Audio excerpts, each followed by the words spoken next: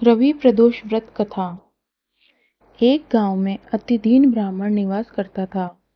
उसकी साध्वी स्त्री प्रदोष व्रत किया करती थी। उसे एक ही पुत्र रत्न था।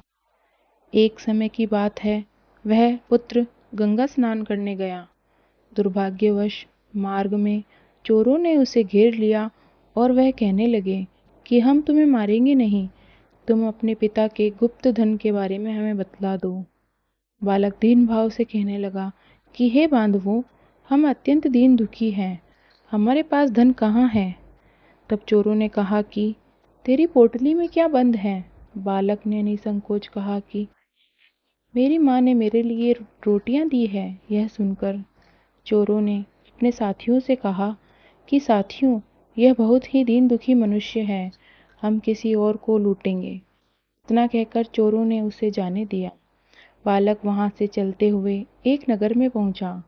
नगर के पास एक बरगद का पेड़ था। वह बालक उसी बरगद के वृक्ष की छाया में सो गया।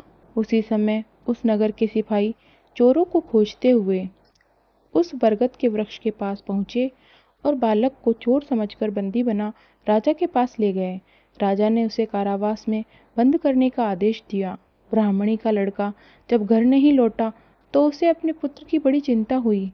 अगले दिन प्रदोष व्रत था। ब्राह्मणी ने प्रदोष व्रत किया और भगवान शंकर से मन ही मन अपने पुत्र की कुशलता की प्रार्थना करने लगी। भगवान शंकर ने उस ब्राह्मणी की प्रार्थना स्वीकार कर ली। उसी रात भगवान शंकर ने राजा को स्वप्न में आदेश दिया कि वह बालक चोर नहीं है, उसे प्रातःकाल छोड़ दे, अन्यथा तुम्हारा सारा वैभव नष्ट हो जाएगा। प्रातःकाल राजा ने शिव जी की आज्ञा अनुसार उस बालक को कारावास से मुक्त कर दिया। बालक ने अपनी सारी कहानी राजा को सुनाई। सारा वृतांत सुनकर राजा ने अपने सिपाहियों को उस बालक के घर भेजा और उसके माता पिता को राज दरबार में बुलाया। उसके माता पिता बहुत ही भयभीत थे।